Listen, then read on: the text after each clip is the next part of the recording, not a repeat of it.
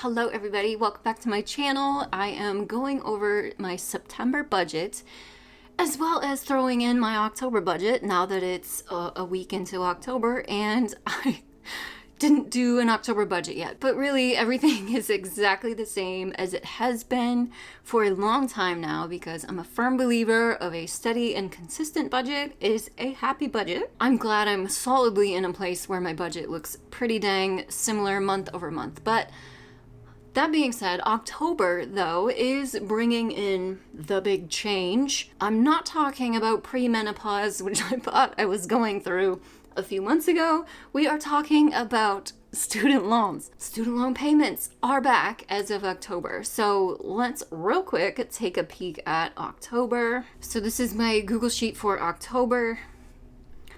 Highlighted right here. The only thing changing is that Mohila payment. It's going from $0 to $334.96. And since I'm talking about Mohila, I'm finding it super amusing to keep updating you guys on what my interest is doing on my student loans, because I think, and some others of you have commented, like, I think they're just completely overwhelmed and aren't quite sure what's happening over there, or something keeps changing, because it was like almost $1,000 accrued in interest the other day, and then a few hours later it was down to $360. As of right now, it's at $429.13 of accrued interest. It's fluctuating all over the place, so I don't know what's going on with the interest, but all I know is my first interest student loan payment is on October 9th. But other than that, everything is the same for October. For all of my income goals, my outgoing goals, expenses, of course, and the student loan debt will be changing, maybe, I don't know. And then hopefully I can wrap up getting my annual expenses fund back to $2,000. That should be no problem. So here we are with September. Now, September for me was one of those blessed 3 paycheck months that happen twice a year. So my W-2 income is different than it normally is. I have an income goal of $4,050 take home pay. So this is after all of my deductions are taken out and taxes, a 401k contribution, and an HSA contribution.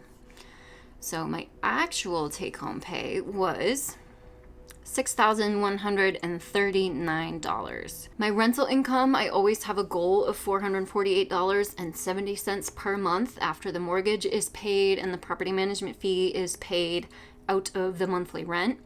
This month I brought in $27.94. The kitchen, one of the drawers in the kitchen broke. It needed to be replacing. So for YouTube, I just have a goal of meeting the $100 payout threshold, and I did. And this was from August. They pay a month behind, so I got paid $120.80. And then support, I have a $0 goal for. Just some of you are absolute rock stars. Carolyn, Mark, and Jennifer, holy cannoli.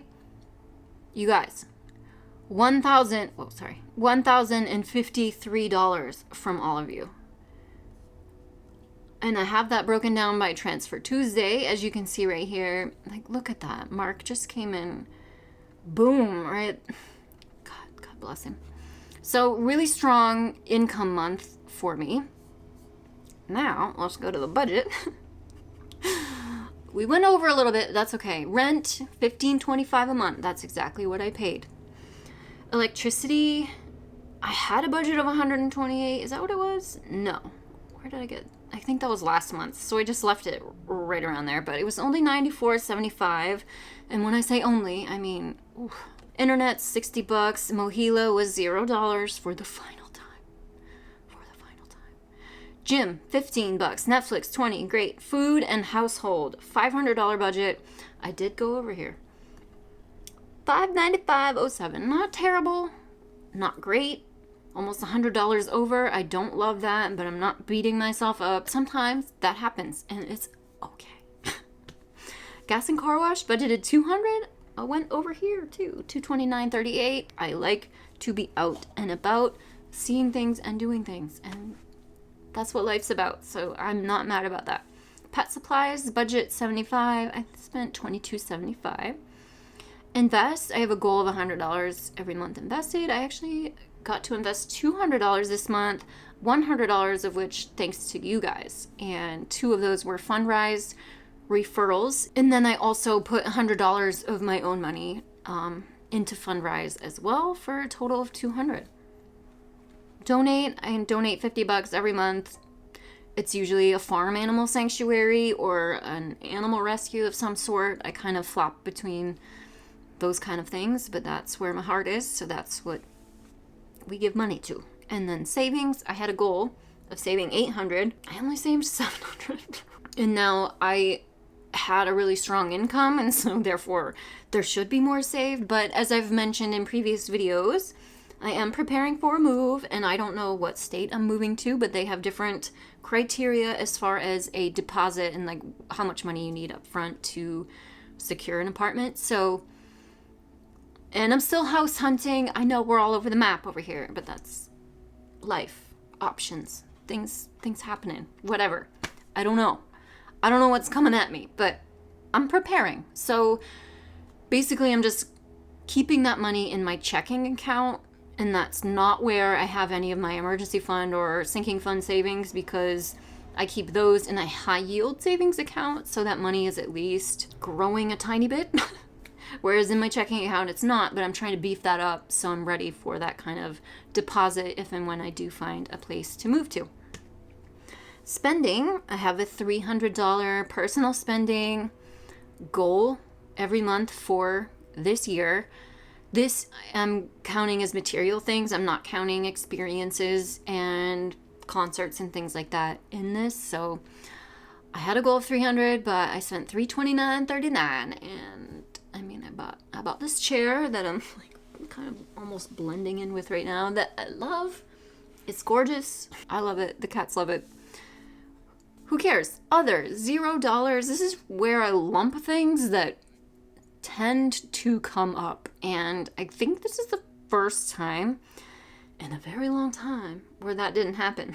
So it's $0 in September, which was lovely. Now, my debt is the next category. So yeah, those student loans. I don't even know if my current balance is going to be some kind of moving target. As I've mentioned, and you guys have commented also, like, I don't know. Based on the amount of accrued interest that my account keeps having on any given day, it's always more than my monthly payment. So I don't know if or how much of each monthly payment is actually going to go to principal.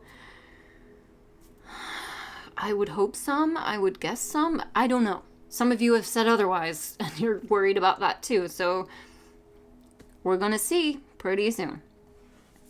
Now, my next category is just my sinking funds, and we have the emergency fund beefed up. We have why is that not far enough over? I'm sorry. The car vet and medical fund is beefed up. It's just the annual expenses. I have $315 to go. I'm sorry you can't see that. What a ding dong.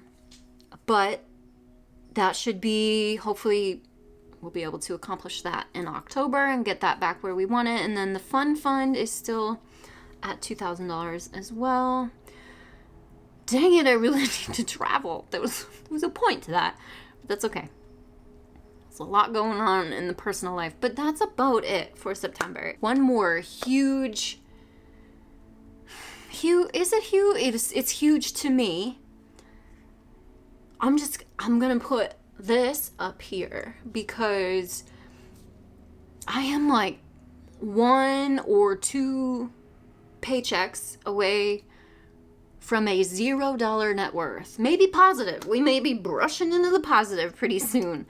And I can't really get over this. You guys know it's not, I've been tracking it for a couple years, but it's not ever been a metric that has been super important to me. It's kind of like my credit score. It's like, yeah, okay, you kind of need it, but who gives a shit? But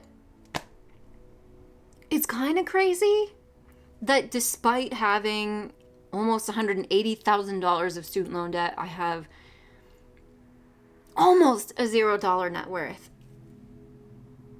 And that is, when I started this journey, I just never saw a way out of negative, being in the red, always chasing to get back to zero. Really, it's a freaking uphill battle the entire way. It's long, it's messy, it is so many things that I'm having trouble really articulating how I feel about it, because it's like, whoa.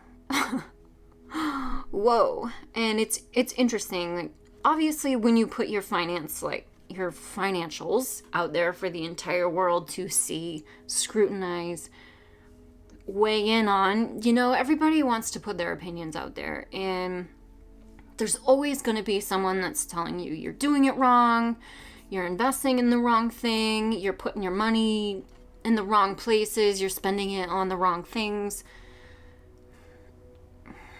And it's so easy to internalize all of that and like really get down on yourself and just feel like crap because other people think that you're doing it wrong. And holy crap, considering that in 2018, I went into 2018 with a negative $224,204.56 net worth.